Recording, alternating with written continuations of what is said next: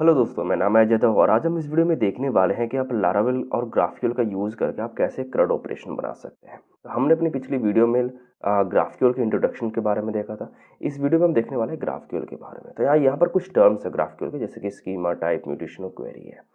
तो सबसे पहले हम स्कीमा के बारे में देखते हैं कि स्कीमा होता क्या है। तो ये एक डेटाबेस की जो टेबल होती है उसकी तरह होता है, जो कि ये बताता है कि उस टेबल के साथ में क्या क्या चीज़ें हैं, और यही चीज़ें हमारा ग्राफक्यूएल रिटर्न करता है रिस्पॉन्स के एपीआई में। राइट। अब टाइप्स क्या होते हैं? तो टाइप इन द सेंस का आप ये समझ सकते हैं कि जैसे कि हमने यहाँ पर लिखा हुआ टाइप यूज़र, इट मीन्स कि ये एक यूज़र टाइप का एक स्कीमा है ना। इसी तरीके से हम टाइप हम अलग अलग चीज़ों के लिए लिखते हैं, जैसे कि यहाँ पर आप देख सकते हैं कि टाइप मैंने क्वेरी के लिए लिखा हुआ है। तो क्वेरी टाइप क्या होती है कि ये हमारी रेस्ट रिसोर्सेज की तरह होती हैं, यानी कि जो भी आपको डेटा फैच करना होता है डेटाबेस से, तो उसके लिए आप जो है यहाँ पर क्वेरी का यूज़ करते हैं।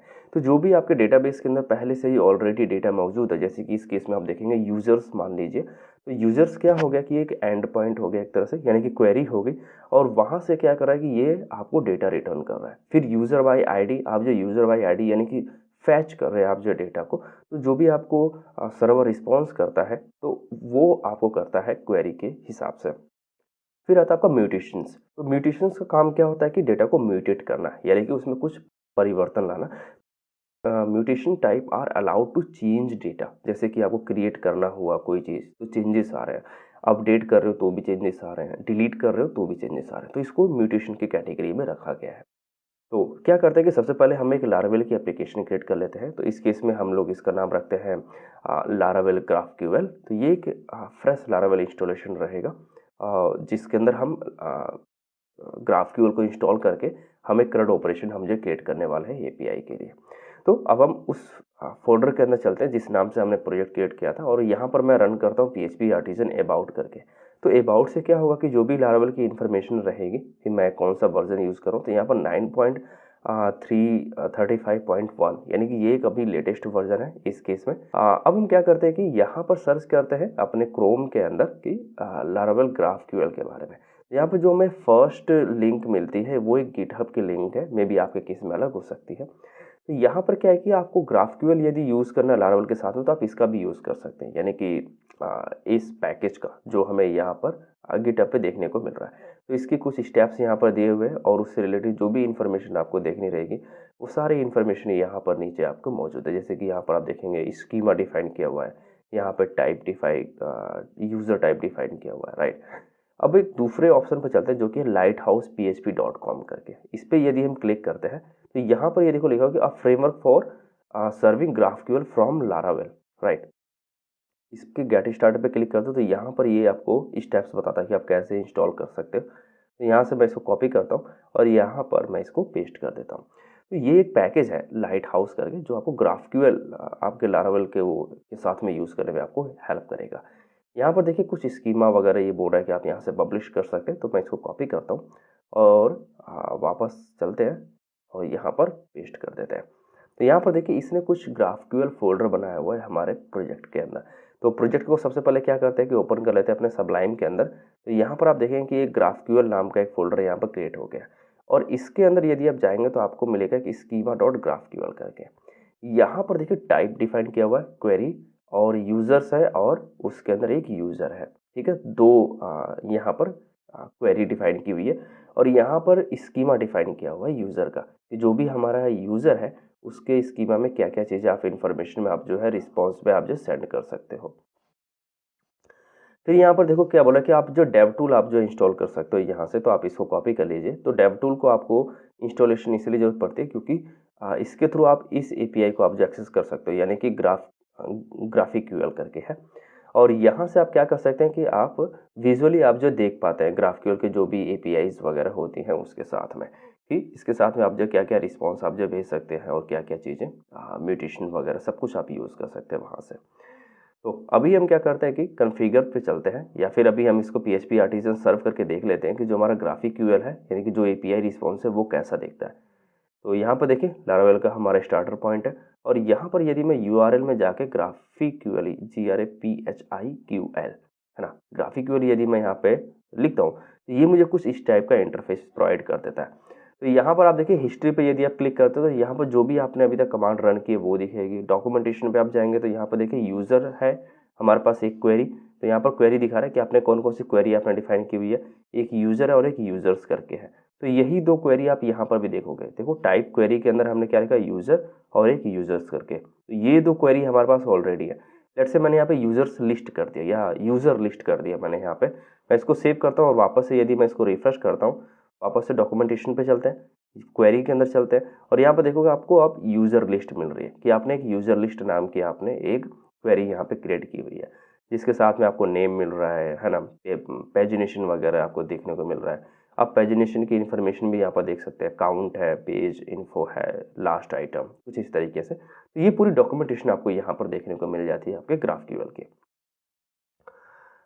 यहाँ पर हमने डेव टूल हमने इंस्टॉल कर लिया। यदि मैं नेक्स्ट पे जाता हूँ और यहाँ पर वापस से मैं एक और कमांड है मैं यहाँ पे उसको यदि मैं पब्लिश करता हूँ यानी कि कॉन्फ़िग फाइल को, तो यहाँ पे मैं इसको स्टॉप करता हूँ फिलहाल के लिए और वापस से पेस्ट करके हम इसको देखते हैं।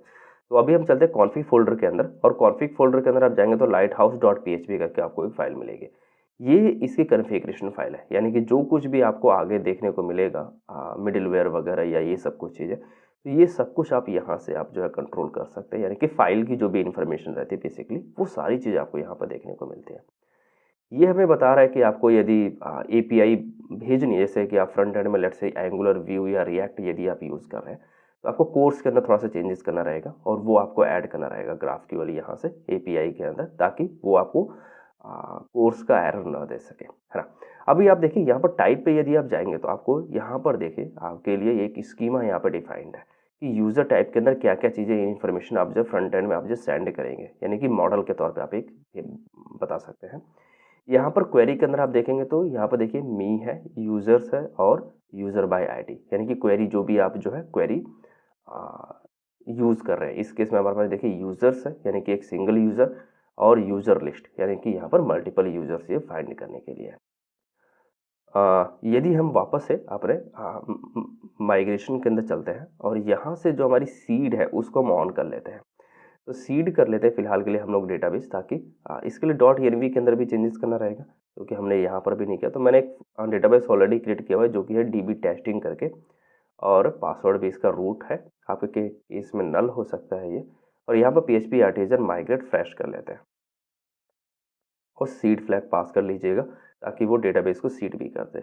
अब मैं यहाँ पे करता हूँ PHP आर्टिजन सर्व। अब हम वापस से अपने GraphQL पर चलते हैं, यानी कि जो हमारा इंटरफेस है, और यहाँ पर अपनी फर्स्ट क्वेरी लिखते हैं। लेट्स से मैंने यहाँ पर लिखा क्वेरी। अब क्वेरी के अंदर हमें फैच करना डेटा, यानी कि सभी लिस्टिंग फैच करनी, यूज़र और यूज़र्स लिस्ट। तो यहाँ पर देखिए ये हमें सजेस्ट भी करता है कि दो क्वेरी आपने बनाई है, एक तो यूज़र और एक यूज़र लिस्ट, उसमें से कौन सा आपको चाहिए। तो मुझे चाहिए था यूज़र लिस्ट, और यहाँ पर डेटा के अंदर आपको पास करना रहेगा ID, ईमेल और आपका नेम। तो डेटा के अंदर इसलिए पास कर रहे हैं क्योंकि हमने पेजिनेशन लगाया हुआ है। यदि आप देखेंगे इसके अंदर तो हमने यहाँ पे पेजिनेशन वगैरह का यूज़ किया हुआ है, और यहाँ से यूज़र स्कीमा के अंदर name, email, email verified date, ये सारी डिटेल आप जो फैच कर सकते हैं क्योंकि आपने यहाँ पर डिफाइन किया हुआ है। तो यहाँ पर देखिए मैंने अपडेटेड एट यहाँ से हटा दिया लेट से, ठीक है, और यहाँ पे सिर्फ हमारे पास क्रिएटेड एट है। और अभी यहाँ पर यदि मैं डालूंगा अपडेटेड एट तो देखो आ रहा है अभी, है ना। अभी मैं इसको रिफ्रेश कर लेता हूँ और वापस से यदि मैं अपडेटेड ऐड करूँगा तो ये मुझे देखिए सजेस्ट नहीं कर रहा है ना। क्रिएटेड ऐड सजेस्ट कर रहा है बट अपडेटेड ऐड नहीं कर रहा है। वजह क्या है कि मैंने उसको वहाँ से स्कीमा से हटा दिया। तो स्कीमा इन द सेंस कि आप जो समझ सकते हैं कि वो एक टेबल है कि टेबल के अंदर कौन कौन सी फील्ड है जो GraphQL एक्सेस कर सकता है ना। अभी हम इसको वापस यहाँ पर डाल देते हैं कि अपडेटेड ऐड हमारा रहेगा। अब मैं इसको रिफ्रेश करता हूँ तो आप देखिए यहाँ पर अपडेटेड ऐड आ रहा है। यदि आप इसको रन करते हैं यहाँ पर क्लिक करके तो ये देखिए आपको डेटा में रिस्पॉन्स में ये चीज़ें आपको मिली हैं। डेटा है, यूज़र लिस्ट है और फिर उसके अंदर डेटा है, और उसके अंदर आपको सभी डिटेल्स मिल रही हैं। उसकी ID है, ईमेल है, क्रिएटेड एट है, ये सारी डिटेल। अब लेट्स से आपको फर्स्ट 2 पेज आपको चाहिए, है ना, 2 पेज की आपकी पेजिनेशन है, तो यहाँ पर आप जो कंट्रोल कर सकते हैं कि यहाँ पर देखिए फर्स्ट 2 पेज आपको मिल रहा है ना। तो यहाँ से आपका पेजिनेशन वगैरह चल रहा है। तो जो यहाँ पर इन्होंने पेजिनेशन डिफ़ॉल्ट 10 डाला हुआ है, आप अपने हिसाब से आप इसको मॉडिफाई कर सकते हैं। डिफ़ॉल्ट में आप कितना भी डाल सकते हैं, बट यहाँ से आप जो भी डालेंगे उसी के हिसाब से आपको मिलेगा।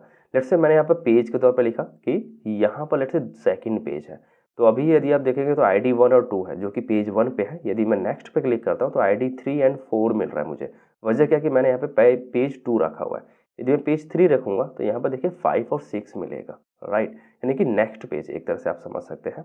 यदि आपको पैजिनेशन की नई इन्फॉर्मेशन चाहिए तो यहाँ पर आपको डेटा के नीचे आपको लिखना रहेगा pagination info first item. Let's say यहाँ पे देखिए टोटल आ रहा है, पर पेज आ रहा है, last item, has more detail, ये सारी डिटेल्स आप जो यहाँ पर प्रिंट कर सकते हैं, यानी कि आप जो फ्रंट एंड से आप जो एक्सेस कर सकते हैं, है ना, इस तरीके से। अब यदि मैं इसको रन करता हूँ तो यहाँ पर देखिए फर्स्ट आइटम आ रहा है, यहाँ पे जो भी डिटेल्स वगैरह है, टोटल 10 हमारे पास रिकॉर्ड्स हैं और हैज़ मोर पेजेस, यानी कि ये ट्रू एंड फॉल्स का है, तो ये बोल रहा है कि हाँ अभी और पेज है आगे। तो लेट्स से मैंने यहाँ पे 5 कर दिया, तो 5 में यानी कि आईडी 9 और 10 है ना, 10 रिकॉर्ड थे हमारे डेटाबेस के अंदर। अब ये देखिए हैज़ मोर पेजेस के अंदर में फॉल्स आ रहा है कि भाई आगे कोई पेज नहीं है, अब इससे आगे फैच नहीं कर सकते, राइट। तो ये सारी डिटेल्स हैं हमारे पास क्वेरी के अंदर, यानी कि जब भी आप जो क्वेरी करते हैं फ्रंट एंड से, तो ये आपको रिस्पॉन्स के तौर पे भेजता है कि आपके पास क्या क्या चीज़ें हैं उस क्वेरी के अंदर, है ना, और वो देखता है आपके स्कीमा के अंदर से, और फिर उसको अब यदि आप मॉडिफाई करें तो कुछ आप डायरेक्टिव्स वगैरह भी यूज़ करते हैं।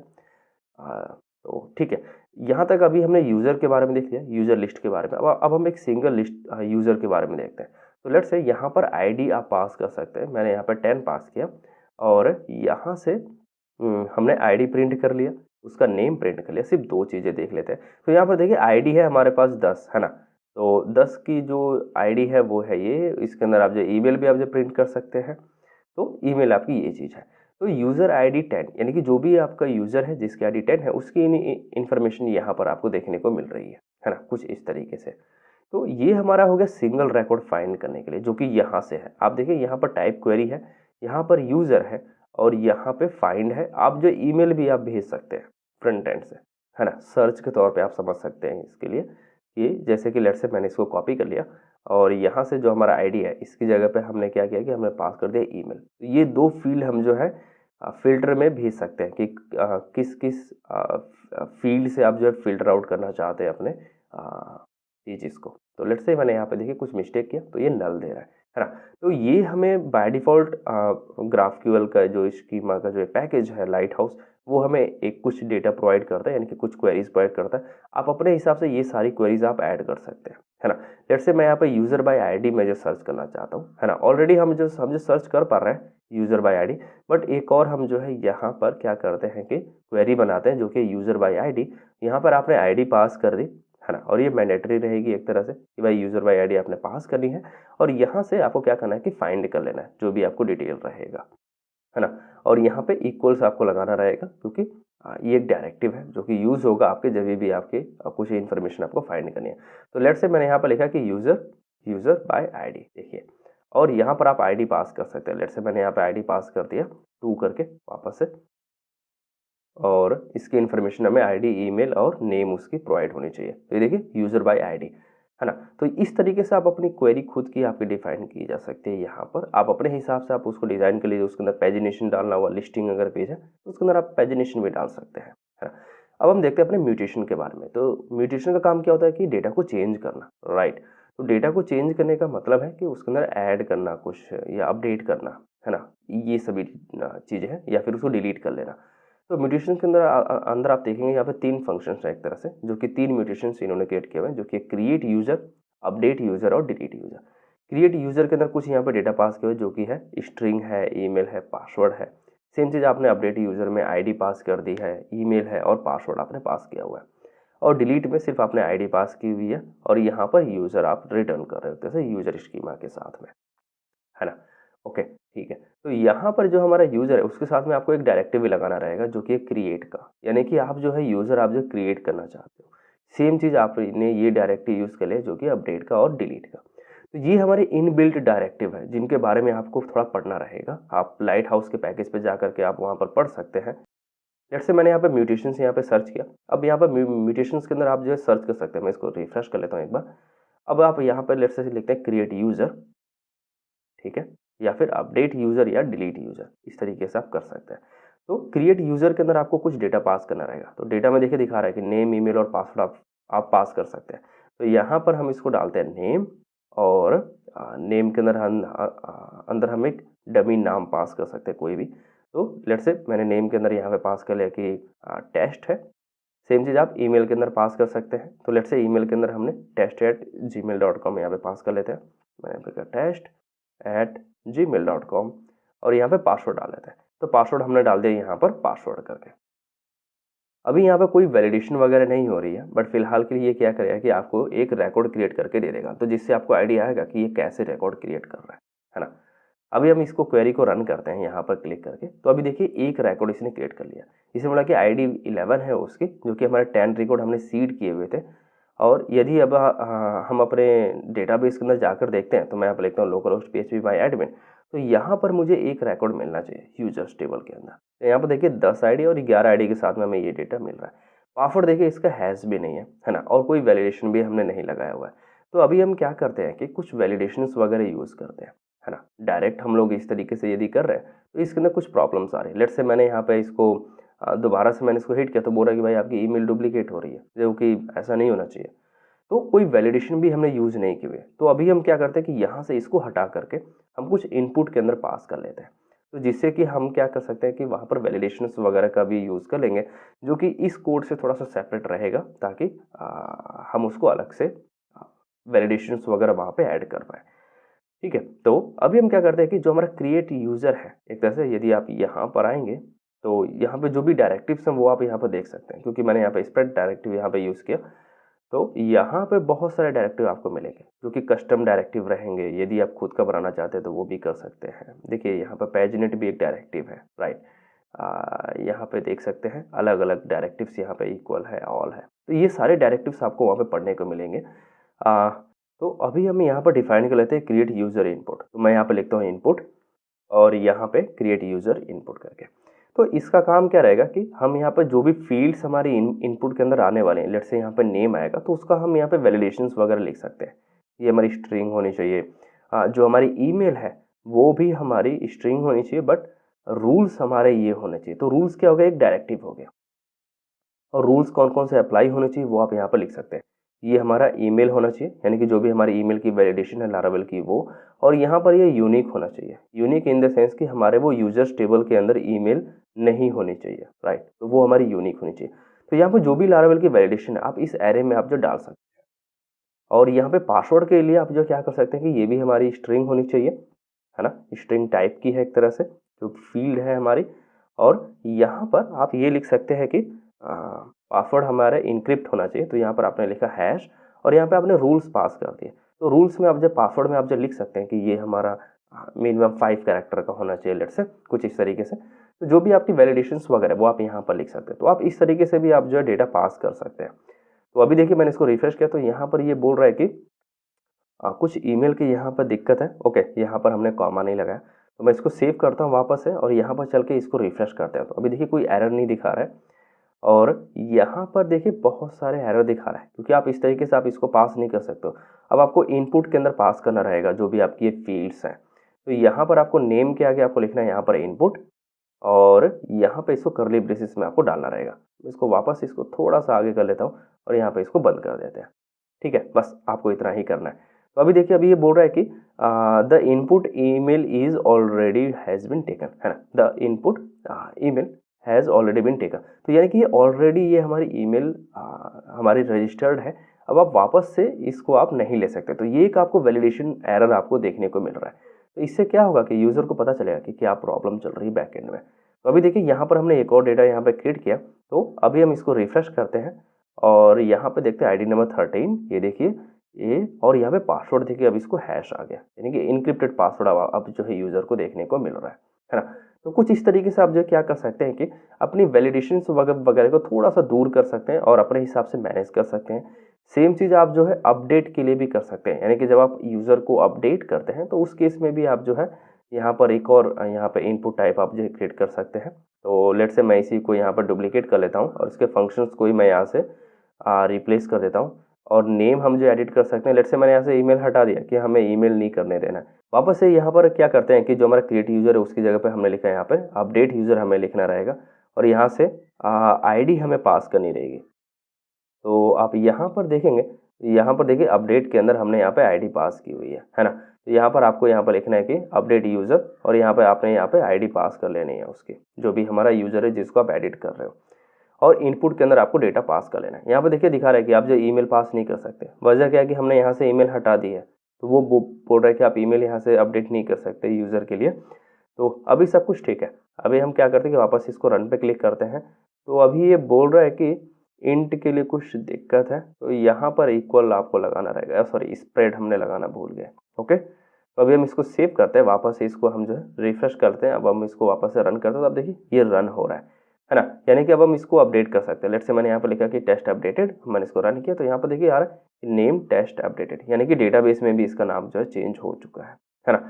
तो कुछ इस तरीके से आप जो क्या कर सकते हैं कि इनपुट आप जो क्रिएट कर सकते हैं। सेम चीज़ आप जो डिलीट के लिए भी कर सकते हैं, बट डिलीट के लिए हम रहने देते हैं। डिलीट के अंदर भी यदि आप वैलिडेशंस वगैरह यदि आप लगाना चाहते हैं तो आप कुछ उसी तरीके से आप जो कर सकते हैं। जैसे हमें यूज़र ID 11 को हमें डिलीट करना है इस केस में, क्योंकि उसका पासवर्ड सही नहीं था। तो मैं यहाँ पर लिखता हूँ कि हमारे पास डिलीट यूज़र है जिसको आपको डिलीट करना है, जो कि ID है यहाँ पर 11 करके, है ना। इसको आपको डिलीट कर लेना है। अभी देखो डिलीट ID के अंदर क्या करना है कि वापस से रिस्पॉन्स के तौर पर हमें नेम भेज देगा कि आपने किस आइटम को आपने डिलीट किया, और उसका ID और नेम और ईमेल क्या थे उस केस में, है ना। वापस से अभी आप क्या कर सकते हैं कि रन करते हैं इसको, और यहाँ पर देखिए अभी बोल रहा है कि डिलीट यूज़र, यानी कि ID 11 को हमने डिलीट कर दिया। अब वापस से यदि आप इसको रन करेंगे तो ये मना कर देगा, बोल रहा है कि कोई नल यूज़र मुझे फाइंड नहीं हुआ एक तरह से उस केस में।